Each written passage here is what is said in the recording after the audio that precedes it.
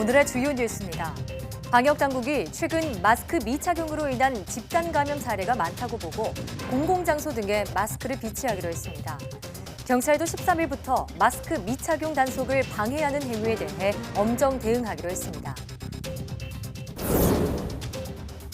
요양병원을 비롯해 비수도권 14개 시도에 있는 취약시설 종사자를 대상으로 코로나19 전수검사가 시작됐습니다. 방역당국은 올해 말까지 수도권은 2주, 비수도권은 4주 간격으로 전수검사를 계속할 계획입니다. 전 세계 코로나19 누적 환자가 5천만 명을 넘어섰고 사망자도 125만여 명을 기록했습니다. 확진 규모로 보면 미국이 1,010만여 명으로 가장 많은데 유럽연합은 조 바이든 미 대통령 당선인에게 코로나19 협력을 제안했습니다. 조 바이든 후보가 본격적인 당선인 행보에 나선 가운데 전 세계 과학계에도 큰 변화가 예상됩니다. 강력한 코로나19 대책은 물론 기후변화 협약 복귀에 따른 친환경 기술 개발 등에도 속도가 붙을 것으로 보입니다. 요즘처럼 갑자기 기온이 떨어지거나 기온 변화가 심한 환절기에는 심혈관 질환에 주의해야 합니다. 특히 심혈관 질환이 급성으로 발병하면 돌연사로 이어지는 경우도 많은데요. 오늘 내 몸 보고서에서는 돌연사의 주범, 심혈관 질환에 대해 자세히 알아봅니다.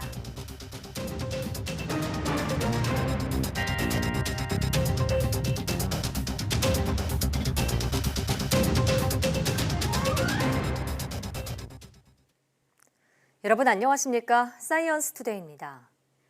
요양병원 등에서 코로나19 감염이 잇따르는 가운데 정부가 비수도권 지역에 있는 감염 취약시설에 대한 전수검사를 확대합니다.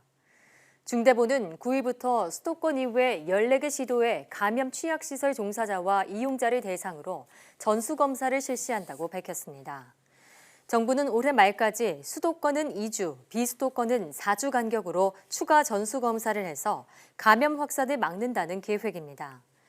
앞서 방역당국은 수도권과 일부 지자체에서 취약시설 종사자 등을 선제 검사한 결과 7곳에서 환자 38명을 확인했습니다.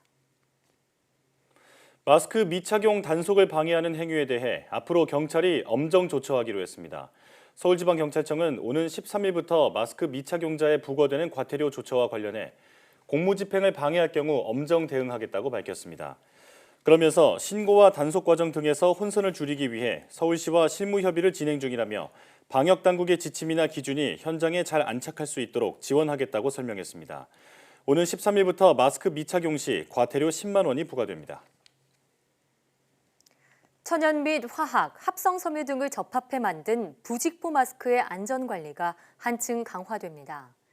산업통상자원부 국가기술표준원은 부직포 마스크의 유해물질 기준치를 신설하고 표시사항을 개선한 방한대 예비안전 기준을 제정해 다음 달 11일부터 시행한다고 밝혔습니다.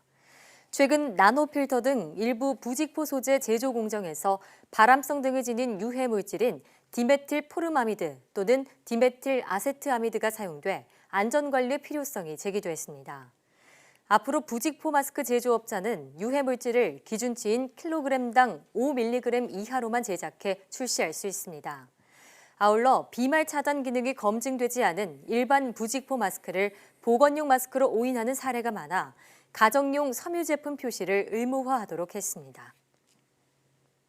한국의 경기 회복 정도가 선진국과 신흥국을 포괄한 주요 국가 가운데 중위권 수준인 것으로 나타났습니다.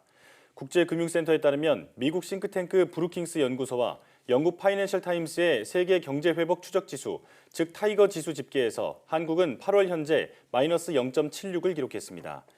타이거 지수는 각종 경제금융 지표와 신뢰 지수 등을 활용해 경제 흐름을 추적하는 지수입니다. 한국의 8월 타이거 지수는 아일랜드, 터키 등에 이어 비교 대상국 23곳 가운데 9위에 속했습니다.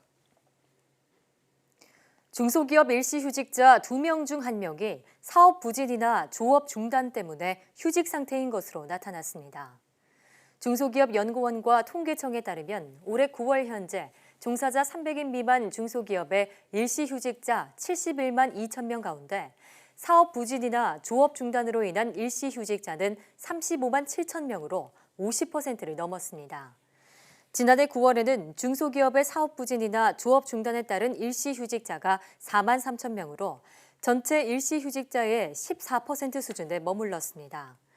올해는 코로나19 예방을 위한 사회적 거리 두기로 숙박 음식업과 판매 서비스업 등 대면 업종이 많은 중소기업이 큰 타격을 받으면서 직원들이 일시휴직자로 내몰린 것으로 분석됩니다. 일시휴직자는 직업이나 사업체가 있지만 일시적인 병, 휴가, 연가, 사업부진, 조업 중단 등의 사유로 일하지 못한 경우이며 이런 사유가 해소되면 즉시 복귀 가능해야 합니다. 사회적 거리 두기로 서비스업이 위축되면서 코로나19 사태에 대응하기 위한 통화 정책과 재정 정책의 효과가 제한되고 있다는 분석이 나왔습니다. 한국개발연구원 KDI는 보고서를 통해 대면 접촉이 많은 서비스업이 타격을 입어 여러 경제 정책의 파급 효과가 악화할 우려가 있다고 지적했습니다.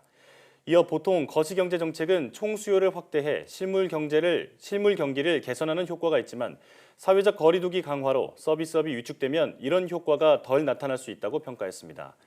다만 사회적 거리 두기를 완화할 경우 코로나19 재확산으로 이어져 경기 회복을 저해할 수 있는 만큼 보건 상황에 중점을 둔 방역 조치는 지속할 필요가 있다고 설명했습니다. 이에 따라 코로나19에 대응하기 위한 거시경제 정책 효과가 축소됐을 가능성을 고려해 필요하면 추가적인 지원 확대를 검토할 필요가 있다고 결론 내렸습니다. 이와 함께 통화 완화 정책이 이어지면서 나타나는 금융시장의 도덕적 해이 확산 등 부작용을 미리 파악해 대응하는 노력도 필요하다고 덧붙였습니다. 우리나라 국민의 1인당 플라스틱 소비량은 세계에서 가장 많은 편입니다. 이런 플라스틱이나 비닐 소비량을 줄이기 위해 환경표지 인증 제도가 시행되고 있는데 정부와 국민이 더 적극적인 관심을 가져야 효과가 있을 것으로 보입니다. 김학무 기자의 보도입니다. 환경단체 등에 따르면 우리나라 국민이 쓰는 페트병이나 일회용 플라스틱, 비닐봉투 등은 1인당 연간 약 11.5kg, 세계 최고 수준입니다. 게다가 최근 코로나19로 배달 문화가 확산하면서 일회용 플라스틱 사용량이 오히려 더 늘었습니다. 마치 가느다란 가래떡 같은 흰색 물질이 끊임없이 만들어져 나옵니다. 옥수수를 주요 재료로 만드는 건데 비닐봉투는 물론 일회용 그릇이나 용기, 빨대, 칫솔에서부터 건축 자재까지 다양한 물건을 만들 수 있습니다. 가장 큰 특징은 수개월 내에 완전히 분해되는 생분해성 플라스틱이란 점입니다. 현장에서 일반 플라스틱을 대체할 수 있는 그러한 특성을 가지는 제품의 개발을 두는데 중점적으로 연구 개발을 하고 있습니다. 2017년부터 생분해성 플라스틱 재료를 생산하는 이 업체는 정부의 환경표지 인증업체. 환경표지 인증은 같은 용도의 다른 제품보다 뛰어난 친환경성을 보유한 제품에 부여하는 제도입니다. 1992년 도입 이후 그동안 4,000개 넘는 기업에 17,000여 개 제품이 인증을 받았습니다. 기업의 지속적인 환경 친화적인 생산 활동을 유도할 수 있다고 보고요. 유해 물질로부터 안전한 제품을 사용할 수 있고 나아가서 우리나라의 친환경 제품 소비에 대한 인식이 많이 발전할 수 있다고 생각하고 있습니다. 정부가 오는 2030년까지 플라스틱 폐기물 발생을 절반으로 줄이고 재활용률을 70%까지 올리기로 한 만큼 환경표지 인증과 같은 정책을 활성화하기 위한 관심과 지원이 더 필요해 보입니다. YTN 김학무입니다. 경찰이 다음 달부터 전동킥보드 집중 단속에 나섭니다. 서울지방경찰청은 전동킥보드 이용자와 관련해 다음 달부터 술을 마시고 타거나 신호를 위반하는 경우 인도에서 보행자 안전을 위협하는 행위에 대해 집중 단속을 벌일 계획이라고 밝혔습니다. 자전거와 같은 수준으로 단속이 이뤄질 예정이지만 구체적인 방법에 대해선 서울시 등과 논의 중이며 시행에 앞서 홍보와 계도를 강화할 방침이라고 설명했습니다. 중국이 코로나19 재확산을 이유로 영국과 인도 등 일부 국가에 대해 다시 외국인 입국 금지 조치를 취한 가운데 한국발 입국자에 대해서는 코로나19 검사를 2번 받을 것을 요구했습니다. 우리나라 취재 중국 대사관 측은 오는 11일부터 한국에서 중국으로 가는 모든 항공기 탑승자는 48시간 이내에 받은 핵산검사 음성증명서 2장을 제출해야 한다고 공지했습니다. 주한 중국 대사관은 또 2개의 지정 의료기관에서 3시간 이상 간격으로 받은 핵산 검사여야 유효하다고 덧붙였습니다. 중국 주재 우리나라 대사관은 이와 관련해 오는 11일 이후 중국을 방문할 예정인 사람들은 반드시 주한 중국 대사관의 공지 내용을 사전 숙지해달라고 당부했습니다. 미술은 온라인보다 실제 눈으로 볼 때 더 큰 울림을 주는데요. 코로나19로 인해 전시회를 찾는 사람들의 발길이 끊겨 고민입니다. 미술계가 사회적 거리는 두면서도 대중과의 거리를 좁히기 위해 갖가지 아이디어를 내고 있습니다. 이승은 기자가 보도합니다. 빈 가게가 창고로 변신했습니다. 벽에 기대 그림 500여 점이 켜켜이 놓였습니다. 신진 작가와 초보 컬렉터를 잇기 위한 아트 페어가 올해는 온라인과 창고에서 열렸습니다. 예약제로 1시간에 10명에게만 창고를 개방했습니다. 코로나 상황에서 대형 공간을 예약할 수는 없고 초보 컬렉터가 그림을 직접 보고 선택하는 순간의 기쁨도 잃지 않게 하기 위해 독창적인 방식을 택한 겁니다. 작품 자체에 대한 애정이 생기고요. 그리고 처음에 봤을 때 이미지하고 작가의 작가 세계관과 그리고 이제 그 작품에 대한 이해도가 조금씩 높아질수록 좀 느껴지는 게 계속 달라지는 걸 경험할 수 있어서 너무 좋아요. 그냥 화이트 큐브의 딱딱한 전시 공간이 아니어서 또 조금 더 내 작품을 집에 걸었을 때 어떤 분위기가 날지 이런 생각도 해볼 수 있고. 청년 작가들의 작업실이 있는 금천예술공장입니다.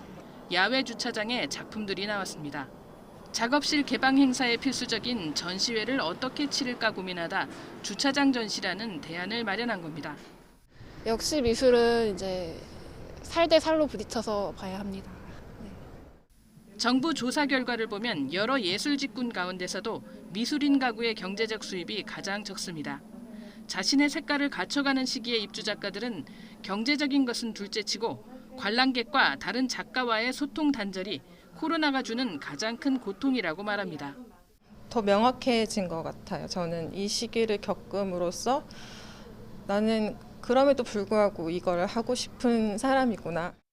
전시 취소나 연기로 억울하고 힘든 상황에 놓인 미술계.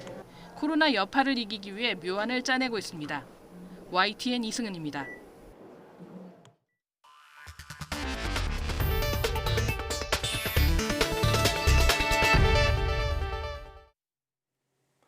문재인 대통령이 조 바이든 당선인을 축하하며 미국을 통합하고 성공하는 정부를 이끌어 나가길 기원했습니다. 또 바이든 측과 다방면으로 소통하며 한반도 평화 프로세스를 흔들림 없이 추진하겠다고 강조했는데요. 직접 들어보시겠습니다. 바이든 후보의 당선을 우리 국민과 함께 축하합니다. 바이든 대통령 당선인과 해리스 부통령 당선인이 미국을 통합시키고 성공하는 정부를 이끌어 나가길 기원합니다. 새로운 행정부를 준비하는 바이든 당선인과 주요 인사들과도 다방면으로 소통해 나가겠습니다. 우리 정부는 한반도 평화 프로세스를 흔들림 없이 추진한다는 확고한 의지를 가지고 있습니다. 트럼프 대통령과는 정상 간의 굳건한 우정과 신뢰를 바탕으로 잘 협력해 왔고 미국 민주당 정부는 한국의 민주당 정부와 평화 프로세스를 긴밀히 공조하고 협력해온 경험이 있습니다. 바이든 당선인이 강조하는 탄소 중립과 기후변화 대응 정책은 우리 정부의 탄소 중립 목표 및 그린 뉴딜 정책과 일치하므로 협력의 여지가 매우 큽니다.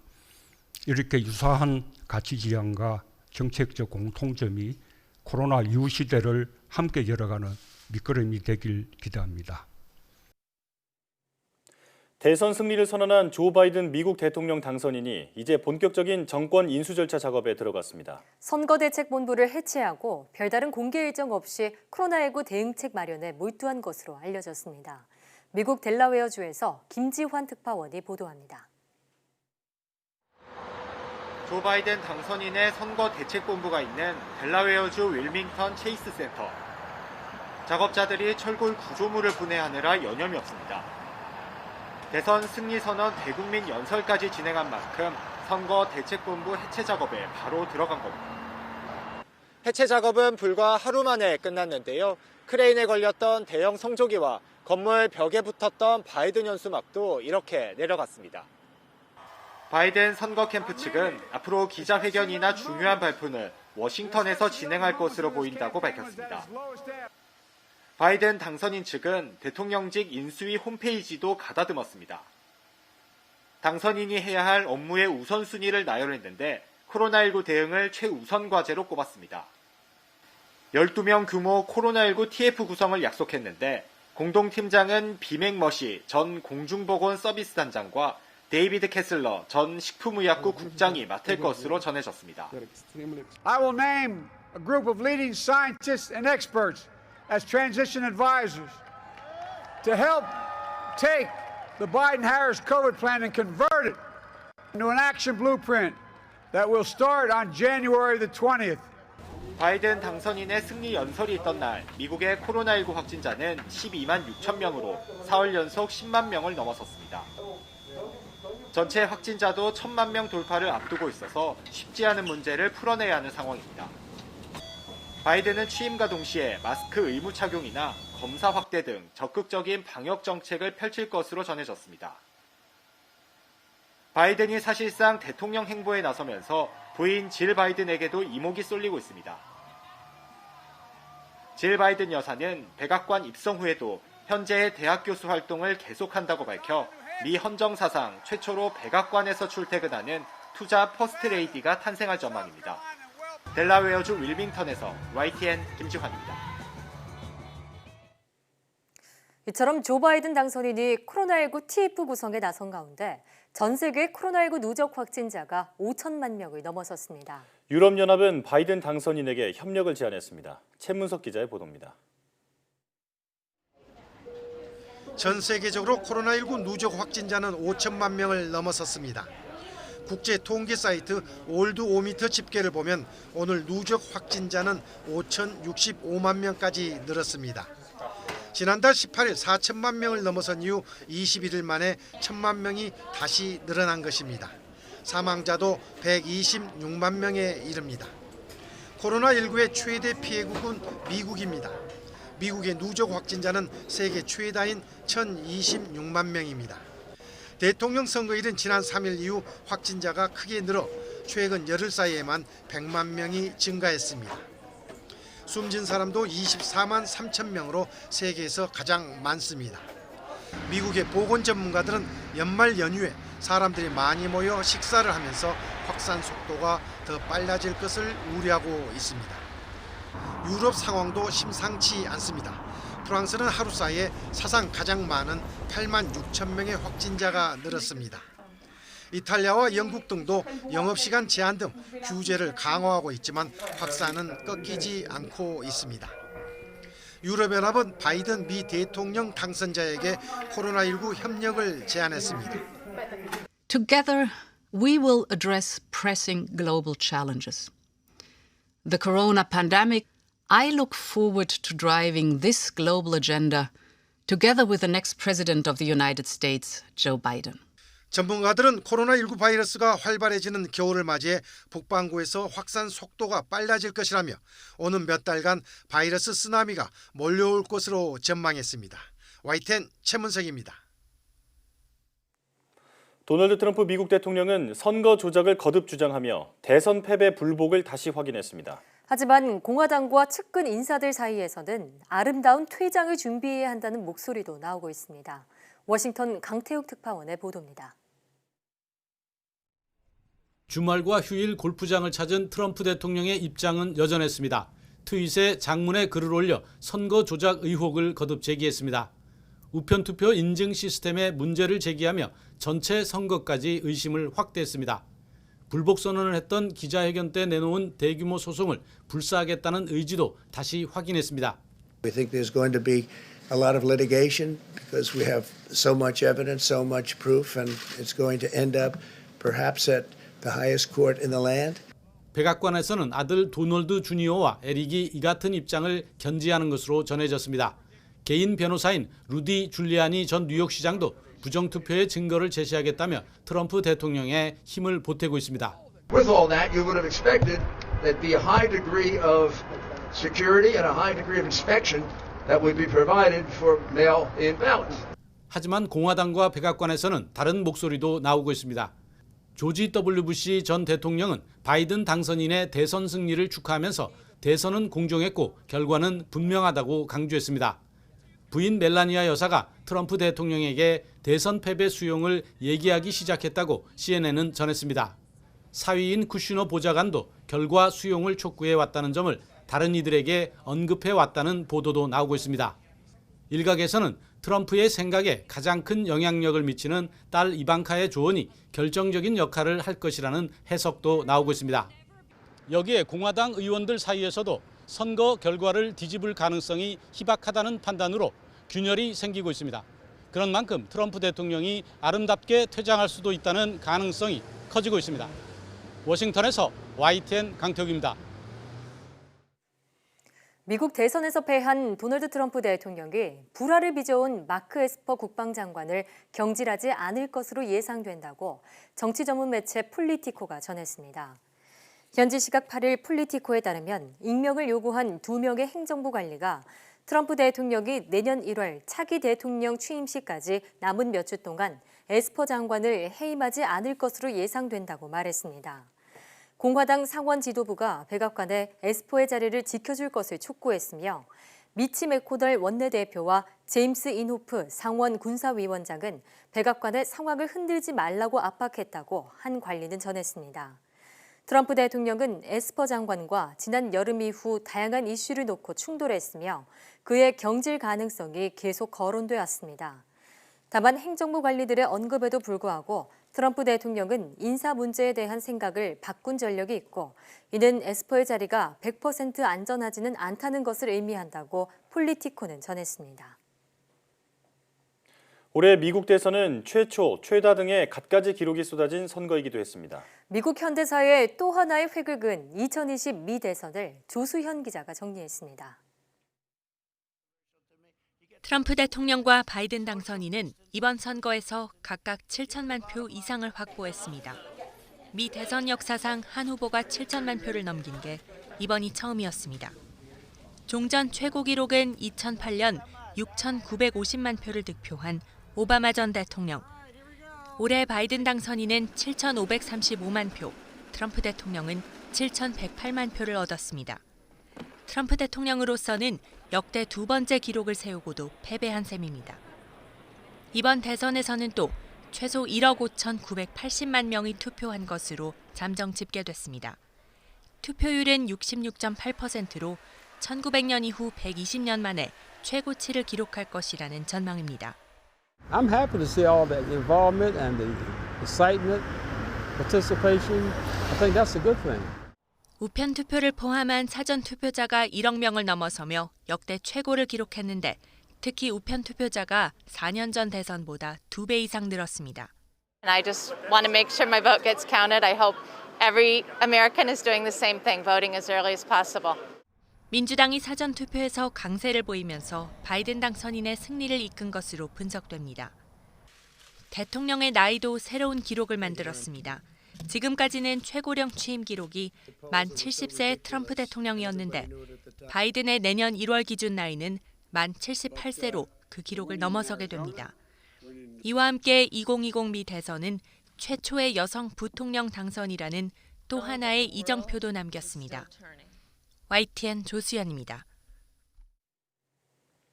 중국의 주요 관변 매체들은 바이든 당선인의 승리에도 불구하고 미국의 대중국 강경 기조는 그대로 유지될 가능성이 높다는 관측을 내놓고 있습니다. 공산당 기관지 인민일보의 자매지인 환구시보는 중국에 대한 전방위적인 압박과 봉쇄가 트럼프 대통령이 남긴 최대의 외교적 유산이라면서 바이든 행정부가 들어서도 중국에 대한 강경한 태도는 바뀌지 않을 것이라고 내다봤습니다. 신문은 또 미국이 인권 문제로 규정하고 있는 신장과 홍콩에 대해서는 민주당 정부가 오히려 더 나아갈 가능성도 배제할 수 없다면서 핵심 쟁점에 대한 미국의 대중 압박이 완화될 가능성은 낮다고 주장했습니다. 관변 매체인 글로벌 타임스 신문도 논평에서 트럼프 대통령의 패배가 인도태평양 전략의 종식을 의미하는 것은 아니며 바이든 당선인도 명칭이 다를 수는 있어도 비슷한 전략을 따를 것으로 관측했습니다. 강경화 외교부 장관이 조 바이든 미국 행정부가 들어선다고 하더라도 과거 버락 오바마 행정부 때와 같은 대북 전략적 인내 정책으로 회귀하지는 않으리라는 전망을 내놨습니다. 현지 시각 8일 나흘 일정으로 미국을 방문한 강 장관은 워싱턴 DC에 있는 6.25 전쟁 참전 기념공원을 찾아 헌화 행사를 한 뒤 취재진을 만나 이같이 밝혔습니다. 강 장관은 오바마 행정부 부통령이었던 바이든 당선인이 정부를 이끌면 대북 정책이 회귀하는 것 아니냐는 질문에 바이든 쪽 여러 인사가 공개적으로 하는 얘기를 들어보면 그때의 전략적 인내로 돌아간다는 것은 아닐 것 같다고 답했습니다. 그러면서 지난 3년간 여러 경과나 성과를 바탕으로 만들어가야 한다고 생각한다고 덧붙였습니다.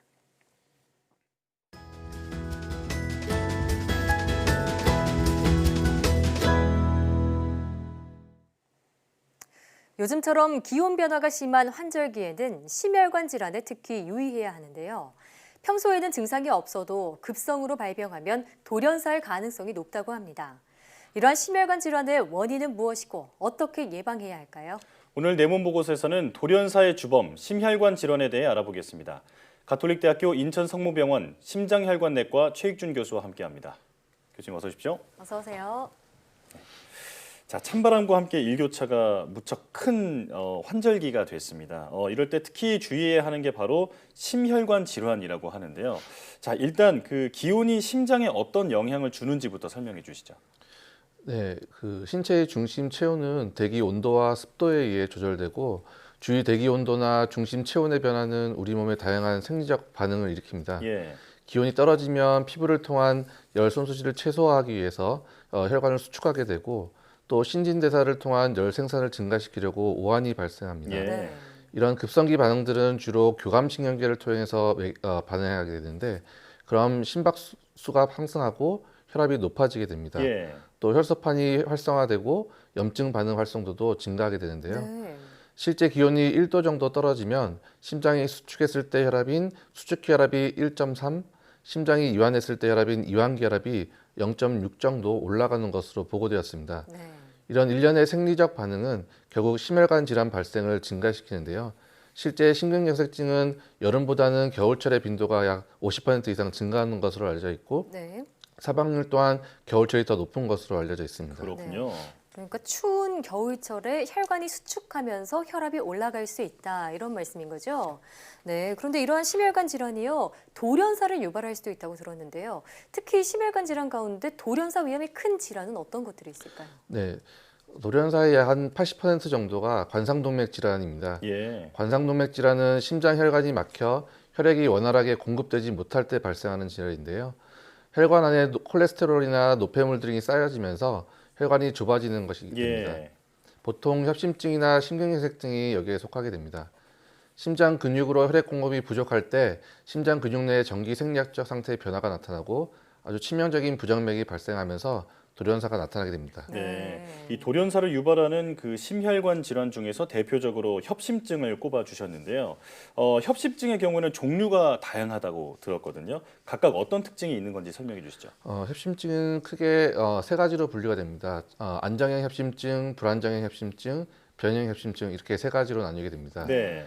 가장 일반적인 형태의 안정형 협심증은 관상동맥이 찌꺼기로 좁아져서 심장으로의 혈액 공급이 떨어질 때 생기는 질환으로 주로 계단을 오르거나 운동을 할 때 흉통이 발생하고 5분에서 10분 정도 흉통이 지속되다가 휴식을 취하면 그 증상이 호전되게 됩니다. 예.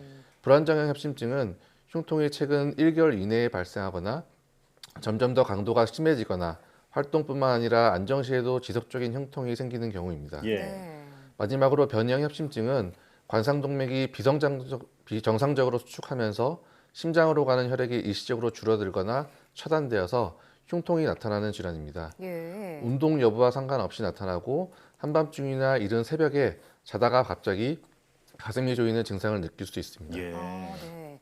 그 협심증에도 참 종류가 다양한데 구체적으로 살펴보면은 전부 가슴 통증, 즉 흉통이 발생한다 이런 공통점이 있네요. 자, 그러면 각각 치료법은 어떻게 되는지 궁금합니다. 안정형 협심증이나 불안정형 협심증은 우선 약물 치료를 먼저 시도를 해볼 수 있습니다. 혈관 확장제나 항혈전제, 항지질혈증제 등의 약제로 증상을 조절하고 동맥경화증의 진행을 예방하게 됩니다. 예. 충분한 약물 치료임에도 불구하고 흉통이 지속되는 경우에는 좁아진 관상동맥에 금속으로 된 그물망을 삽입하는 관상동맥 성형술로 치료할 수 있습니다. 네. 관상동맥 성형술로 시술이 어렵거나 좁아진 위치나 정도에 따라서는 협착된 부위에 우회로를 연결해 혈류량을 개선하는 관상동맥 우회술이 필요한 경우도 있습니다. 변이형 협심증 같은 경우는 혈관을 확장하는 약물 치료만으로도 대부분 치료가 가능한 것으로 알려져 있습니다. 예. 자, 그런데 우리가 잘 알고 있는 심혈관 질환 중에서 심근경색이라는 게 있잖아요. 이런 평소에 그 협심증을 앓고 있다면 심근경색으로 진행할 수도 있는 건가요? 네, 충분히 가능성이 있습니다. 관상동맥 내에 콜레스테롤이 쌓여서 좁아지면 협심증이고, 콜레스테롤이 쌓이는 것이 더욱 진행되다가 콜레스테롤이나 혈전이 갑작스럽게 발생해서 관상동맥을 막게 되는 것이 심근경색증입니다. 예. 협심증이 있던 환자가 30분 이상 통증이 지속한다면 이는 심근경색증으로 진행을 의미하게 되므로 네. 이럴 때는 가까운 병원 응급실로 가서 치료를 받는 것이 중요하겠습니다. 예. 자, 그런데 협심증을 앓고 있지 않더라도 심근경색으로 이어지는 경우도 있을 것 같은데요. 이럴 때는 보통 어떤 증상이 나타나는지 궁금해요. 주로 대부분은 흉통으로 나타납니다. 보통은 가슴이 조인다거나 쥐어짜는 듯한 증상, 예. 뻐근한 흉통, 그다음에 고춧가루를 뿌린 것처럼 쓰림 같은 증상이 라고 표현을 많이 하고요. 네. 30분 이상 지속되는 흉통이 특징입니다. 식은땀이 동반되거나 흉통 당시에 양측 어깨 쪽으로 통증이 느껴지는 방사통이 있는 경우도 있습니다. 예. 그 외에도 호흡곤란이라든지 구토, 속쓰림, 실신 등으로 나타나는 경우도 있고 아주 드물게는 증상이 없는 경우도 있습니다. 네. 가슴이 조이거나 어깨까지 아픈 방사통 그리고 구토 증상이 30분 이상 지속한다면 병원에 내원하는 것이 중요하다 이렇게 말씀해 주셨습니다. 자, 그렇다면 특히 심근경색을 주의해야 하는 고위험군은 어떤 사람들이 있을까요? 심근경색증의 주요 위험 인자로는 고혈압, 당뇨병, 고지혈증, 흡연력, 가족력 등이 있습니다. 특히 고혈압과 당뇨병, 고지혈증이 고령으로 갈수록 유병률이 증가하므로 심근경색증의 위험 인자가 증가합니다. 네. 하지만 요즘 젊은 층에서도 만성질환을 앓고 있는 분이 많고 식이습관이 서양과 비슷해지면서 심근경색증으로 내원하는 30, 40대도 심심치 않게 볼 수 있습니다. 예. 자, 듣다 보니까 심혈관 질환은 정말 언제든지 돌연사의 위험을 갖고 있는 만큼 무엇보다 골든타임이 참 중요하다 이런 생각이 드는데요. 이 심혈관 질환, 예를 들면 심폐소생술일까요? 응급처치 방법은 어떤 것들이 있을까요? 응급처치라면 가장 먼저 위험인자들에 대한 예방이 가장 우선이 되겠고요. 네. 평소에 혈압이라든지 혈당, 콜레스테롤 조절은 물론 네, 예방법은 잠시 뒤에 알아보고요. 네네. 응급처치 방법이 궁금해요. 응급처치는 집에서 발생했을 경우에는 가장 먼저 가족들 첫 번째로는 119에 신고를 먼저 하는 게 가장 중요했고요. 예. 옆에 있던 가족들은 주변에 도움을 요청할 수 있다면 주변에 네. 도움을 요청하거나 네. 그렇지 못한 경우에는 양쪽 가슴 쪽에 예. 한 가운데를 주먹을 깍지를 끼고 가슴을 강하게 압박해주는 심폐소생술이 가장 먼저가 필요하겠습니다. 이때 이 심폐소생술도 강도가 좀 중요하다고 하는데 어느 정도의 강도로 시행을 해야 하나요? 실제로는 갈비뼈가 예. 부러질 수 있을 정도의 아주 그렇게 큰 강력한 힘을 압박을요? 줘서 네. 압박을 해줘야지 심장이 수축해서 전신으로 피를 공급할 만큼 강도를 줘야 되겠습니다. 네, 겨울철에는 언제든지 이런 심혈관 질환에 노출될 수 있는 만큼 우리가 이 심폐소생술을 어떻게 해야 하는지 미리 알아두고 있으면 참 좋겠다 이런 생각도 드네요. 네, 자 정말 이 심혈관 질환 젊은 층도 안심할 수 없다 이런 생각이 드는데 앞서 언급해 주신 예방법 계속 이어서 설명해 주시죠. 네, 말씀드렸던 것처럼 위험 인자들은 예방이 가장 우선이 되겠습니다. 평소에 혈압이나 혈당, 콜레스테롤 조절은 물론 흡연하지 않는 것이 가장 중요하겠습니다. 예. 식습관 부분에서는 채소나 과일, 통곡물, 견과류 등의 섭취를 늘리고 붉은 고기나 튀긴 음식보다는 야채나 등푸른 생선 같은 음식을 섭취하는 것이 좋습니다. 예. 또 당분이나 소금, 지방 섭취도 적정한 수준으로 줄여야 하는데요. 과도한 탄수화물 섭취는 몸 안의 중성지방 수치 증가로 이어집니다. 네. 또 그래서 꾸준한 운동으로 적절한 체중을 유지하는 것이 심혈관 질환을 예방하는 데 도움이 되겠습니다. 예. 자, 추가로 또 그 질문을 드리겠는데 기온이 이 심혈관에 미치는 영향이 굉장히 크다라고 말씀해 주셨잖아요. 자, 그렇다면 언뜻 생각했을 때 따뜻한 집에 있다가 갑자기 바깥에 나가게 되는 경우에는 심혈관 질환에 노출될 위험이 크다 이렇게 볼 수 있을 텐데 혹시 이런 고위험군의 사람들이 밖으로 나갈 때 좀 주의할 점 같은 게 있을까요?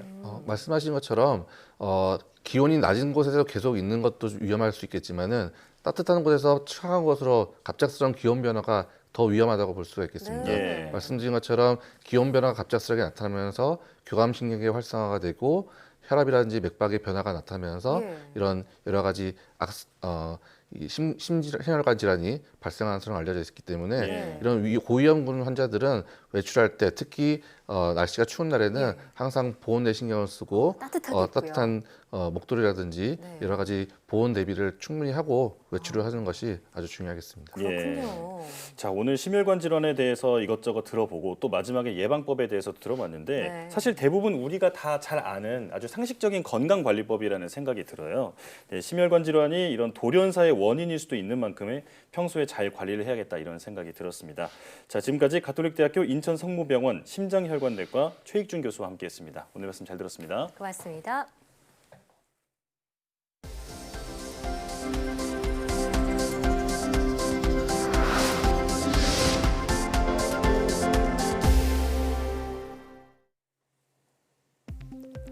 매일 마스크를 새 것으로 바꿔 쓰는 소비자는 5명 가운데 1명 정도라는 조사 결과가 나왔습니다. 소비자 단체인 소비자 시민 모임이 최근 소비자 1,000명을 대상으로 마스크 사용 기간을 설문조사한 결과 이틀이라고 답한 응답자가 36%로 가장 많았습니다. 이어 3일이라고 답한 비율이 24%로 나타났고 하루만 쓴다는 응답자는 18.4%에 그쳤습니다.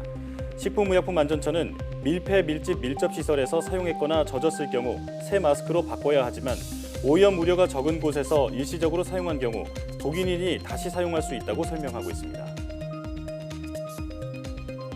비만이 수면장애를 일으키는 원리가 밝혀졌습니다. 카이스트 김재경 교수 등 국제 공동연구팀이 생체 리듬 조절 단백질의 이동 경로를 살펴본 결과 비만인 경우 단백질 이동이 교란돼 수면장애가 나타난다고 밝혔습니다. 연구팀은 생체 리듬 조절 단백질이 24시간 주기로 세포핵을 넘나들며 체온이나 혈압, 식욕, 수면 등을 조절한다고 말했습니다. 비만인 경우 세포 속 지방 불순물이 단백질의 움직임을 방해해 생체 리듬이 불안정해지고 수면 장애가 나타난다고 연구팀은 설명했습니다. 국내 제약사 알테오젠이 바이오 의약품 복제약을 개발하는 자회사 알토스 바이오로직스를 설립했다고 밝혔습니다. 알토스 바이오로직스는 2025년 물질 특허가 만료되는 황반 변성 치료제 아일리아의 바이오시밀러를 대상으로 글로벌 임상 3상을 수행할 예정입니다. 이 밖에도 알테오젠이 보유한 다른 바이오시밀러의 글로벌 임상 시험도 이어갈 방침입니다.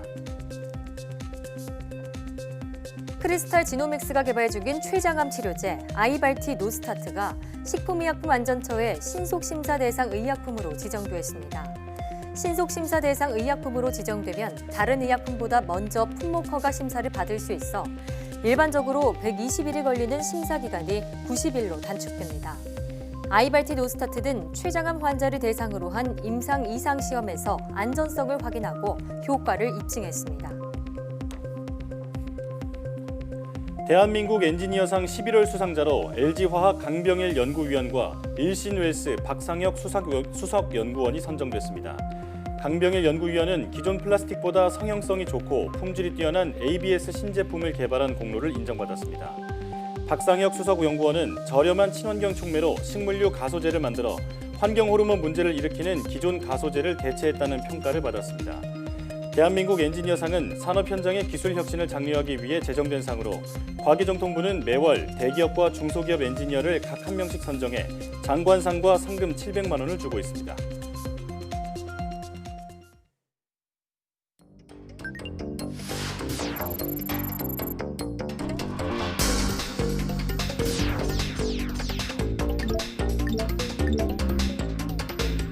미래 가치가 큰 그런 기술에 대해서 먼저 접하고 먼저 개발하고 그게 나중에 쓰일 수 있고 이런 것들을 먼저 한 발짝 나가는 그 자체만으로도 과학에 아주 큰 묘미가 있는 것 같습니다.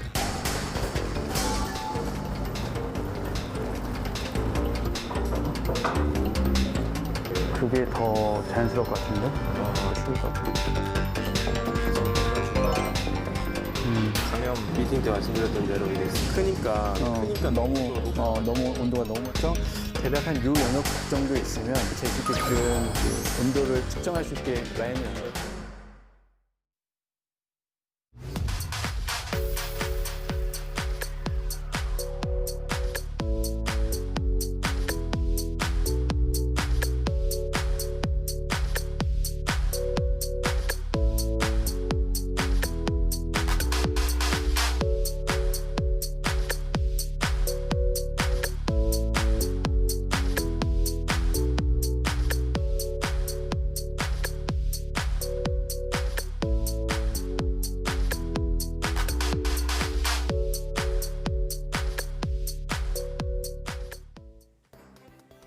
여름철 떼약볕 아래에 차를 세워두면 차 안이 금세 찜통이 되죠.